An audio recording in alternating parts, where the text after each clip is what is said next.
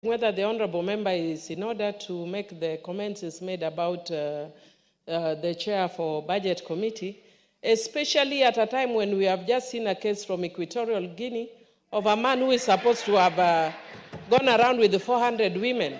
Is he encouraging such bad behavior in this country?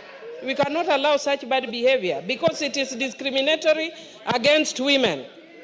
Unless it is shown that women can also do exactly the same thing. If we cannot, he is completely out of order. He cannot say such things or do such things. Minority Whip, I heard Honorable Murugara to say that the chair of Budget and Appropriations Committee is a very amiable man, and so anybody around him would be expected to be happy.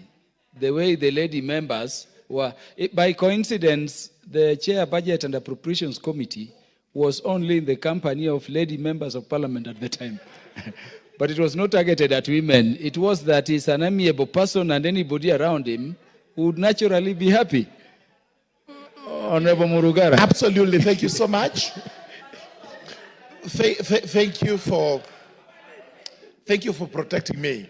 I do not. Is this 400 Honorable Naisula is talking about? What did you talk about, 400?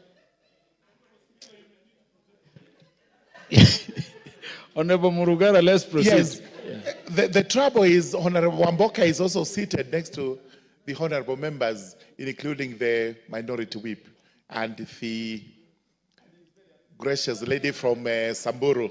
And therefore, you can see how excited he is. And the next one is John Makali. And these are all gentlemen from Western Kenya, and they are well known for this. And that leads me to say, I do not want to attribute them to what was from Equatorial Guinea. It was quite hilarious to read what that cabinet secretary was doing there. But the only thing that is in common is the happiness. As the ladies left with Did you say hilarious or despicable? No. What the guy in Equatorial Guinea was doing? It was hilarious because I don't know whether it is true or not true. I actually took it with a pinch of salt. I don't think it is true, but there we are. Wamboka, we will not disrupt main parliamentary business for points of order.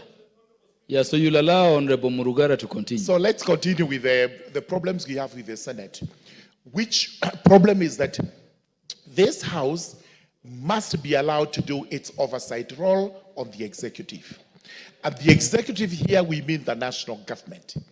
There is no way committees can summon senior members of the executive for purposes of ensuring that the government is running properly, only to be told that the same members are being summoned by the Senate. We need a clarification as regards the constitutional roles of the Senate and of the National Assembly. The Senate must always know that its role is limited to matters relating to county governments. And there is a lot to do regarding county governments. So they cannot be hard to say there is so little to do where the counties are concerned, and therefore we have to delve or poke our noses into what the national government does. Sometimes they try to say that the roles are cross-cutting, and this we now need clarified. There is no role that is cross-cutting between the national government and the county governments, so that the Senate can now find itself delving into matters of the national government. I think the request is timely. Kindly make a ruling so that we all know that we need to meet the executive when time comes without any deviation from the Senate. Thank you very much. Members, this is a very serious matter. I wish we would give it the attention we are now giving it. That's why I requested Honorable Kajwang to sit back. Because you see, principal secretaries, cabinet secretaries are permanently in the Senate addressing not matters of county, but matters of the national government. So much so that you are searching for cabinet secretaries or principal secretaries to address the matters of the national government. You barely find them. This is the stem of the matter. The Honorable Owen Bayer. I've noticed you, Honorable Kirima. Honorable Speaker, this is a very serious matter. And it is a matter that needs to be canvassed